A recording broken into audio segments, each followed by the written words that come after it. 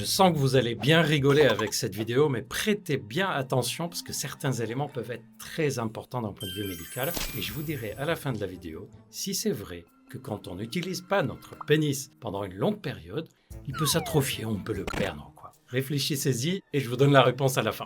Bonjour tout le monde, bienvenue dans cette nouvelle vidéo, bienvenue sur Charles.co, votre chaîne YouTube. Aujourd'hui d'ailleurs, je vais vous dire 10 choses qu'il ne faut pas faire à votre pénis. Je vous raconterai des anecdotes dans des histoires que j'ai rencontrées. Vous allez sûrement rigoler, mais vous allez aussi apprendre beaucoup de choses. Et vous me direz d'ailleurs dans les commentaires si vous avez déjà commis l'une de ces erreurs. Numéro 1, on ne bricole pas du matériel fait maison en espérant améliorer le fonctionnement du pénis. Je pense par exemple à du matériel qui est utilisé pour améliorer les érections, connu sous le nom de anneau pénien ou cock ring, qui sont vendus dans des sex shops, parfois vendus aussi sous le label de matériel médical. Ça provoque une compression à la base du pénis, ce qui améliore le maintien et la rigidité de l'érection. On ne bricole pas ça avec, comme j'ai déjà vu dans mes patients, des personnes qui utilisent des produits de plomberie pour serrer à la base du pénis, parce que ça peut blesser. Il faut se souvenir que quand on utilise ce genre de matériel, il faut que ça soit toujours du matériel fiable, qui ne blesse pas, qui ne va pas casser et qui est facile à retirer. Tous les cock rings ont un système normalement qui les aide à être retirés facilement pour éviter que ça reste longtemps, sinon le pénis il peut nécroser. Je pense aussi à du matériel qu'on met dans l'urètre par exemple pour stimuler.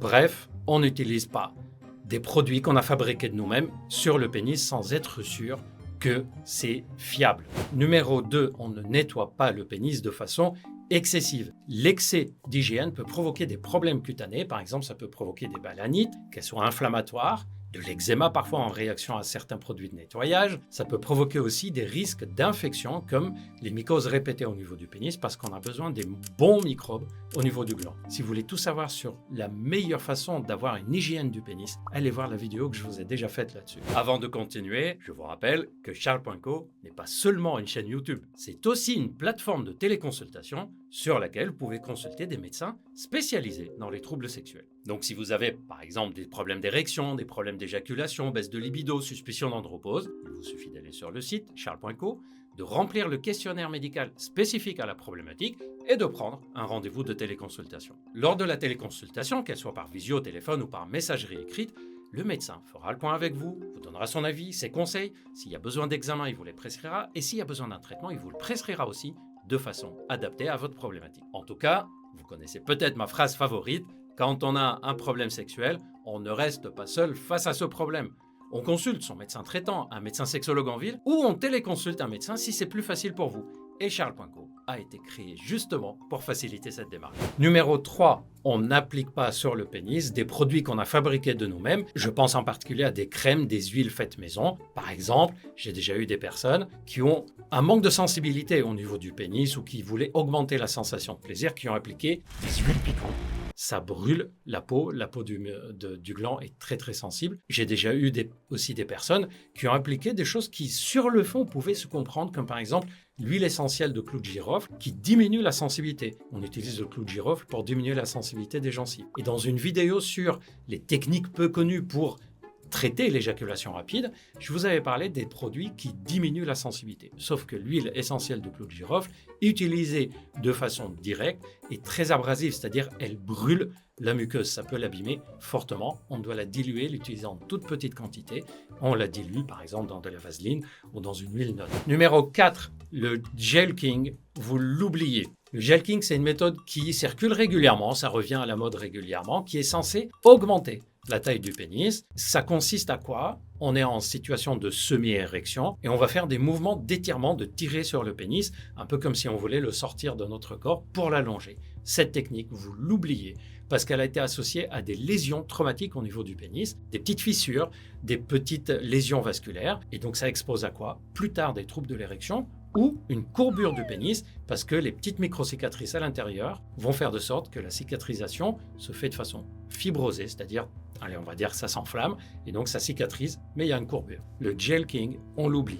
Numéro 5, on ne dort pas avec des sous-vêtements serrés et en particulier s'ils sont en matière synthétique. Alors c'est vrai que ce conseil, c'est plus pour les testicules que pour le pénis, mais c'est pour le pénis aussi. Normalement, on doit laisser au moins la nuit, le pénis s'éloigner un tout petit peu du corps, ne pas être complètement collé au corps, les testicules aussi pour que leur température diminue. Pour le pénis, c'est surtout pour éviter la macération. Donc, soit on utilise des sous-vêtements plus ou moins larges en coton idéalement pour la nuit, soit on dort tout nu. Je vous ai déjà fait une vidéo sur ce sujet, vous pouvez aller la voir aussi. Numéro 6, on prend soin de notre corps tout autour du pénis. N'oublions jamais que le pénis est raccordé à notre corps. Si nos artères s'abîment, celles du pénis vont s'abîmer. Si nos nerfs s'abîment, celles du pénis vont s'abîmer. Si nos hormones ne sont pas bonnes, le pénis va le ressentir, etc. Donc on ne fume pas, on fait du sport, on dort correctement, on prend soin de notre alimentation, on prend soin de nous de façon générale. Et notre pénis nous remerciera, puisque plus notre corps est en forme, plus notre mental est en forme, plus le pénis sera en forme. Numéro 7, on ne rate pas les soins dentaires de façon annuelle au moins, ou plus si le dentiste nous le recommande. Et là vous vous dites, mais quel est le lien entre le fait de faire les soins dentaires et notre pénis? Figurez-vous que plusieurs études ont montré que le microbiote qu'on a au niveau de la bouche, c'est-à-dire les milliards de bactéries, joue un rôle dans le fait de transformer les nitrates présents dans l'alimentation, comme par exemple dans les betteraves, dans les céleris, dans les fruits à coque, etc.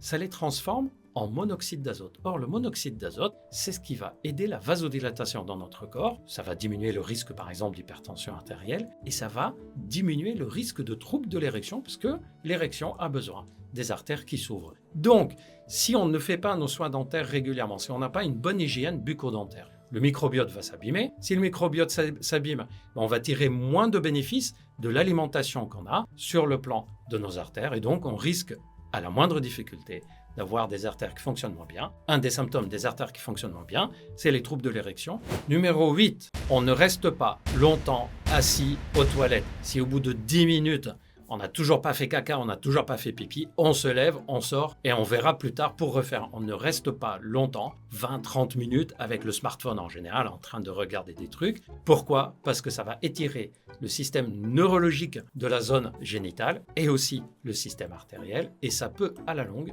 provoquer des troubles de l'érection. Je vous ai détaillé tout ça dans la vidéo sur pourquoi il ne faut pas rester longtemps aux toilettes. Vous pouvez aller la voir. Numéro 9, on reste vigilant sur est-ce que notre masturbation est en train de devenir problématique ou non. Est-ce que je suis en train de devenir addict à la masturbation? En général, il y a le porno qui va avec. Je vous en ai parlé dans une vidéo sur toutes les situations où la masturbation est considérée comme non problématique et d'autres situations où la masturbation devient problématique. Parmi ces situations, il y a le fait par exemple que, à force de répéter de façon très régulière, tous les jours, plusieurs fois par jour la masturbation, le pénis peut s'habituer à ce que le plaisir et la jouissance et l'excitation soient liés à deux phénomènes, le fait de stimuler avec la main et, si on regarde le porno, le fait de stimuler avec des images pornographiques. Donc si on ressent que, attention, ma pratique de la masturbation, ma pratique du visionnage de porno est en train de devenir problématique, c'est très important de vite réagir, de demander de l'aide s'il le faut. Heureusement, c'est réversible, mais ça peut mettre du temps et parfois nécessite un traitement pour que ça soit réversible. Et on arrive au numéro 10. Est-ce que c'est vrai que si on n'utilise pas notre pénis, on risque de le perdre? La fameuse expression « use it or lose it », c'est une expression qui vient du monde du rugby d'ailleurs. Les personnes qui font du rugby, vous me dites dans les commentaires si vous savez de quoi on parle. Le principe c'est, ou la crainte c'est, si on n'utilise pas un organe dans notre corps de façon régulière, il finit par s'atrophier, s'affaiblir, ne pas fonctionner, tomber en panne. Est-ce que c'est vrai au niveau du pénis? Normalement, non, parce qu'on a les érections de la nuit et du matin. Dans la vidéo dans laquelle je vous ai expliqué c'est quoi ces érections, tous les mystères de ces érections, je vous ai dit qu'un de leurs rôles, qu'on suppose, c'est de faire tourner la mécanique et de faire fonctionner le pénis pour que le jour où on a des rapports sexuels, le pénis soit opérationnel. Elles sont là donc ces érections de la nuit et du matin, justement pour que notre pénis reste fonctionnel, même quand on n'a pas de relations sexuelles. Voilà, j'espère que vous avez appris des choses dans cette vidéo. Dites-moi dans les commentaires si vous aviez tout bon, s'il y a des erreurs que vous commettiez et que désormais vous ne le ferez plus. Prenez bien soin de vous et à très bientôt.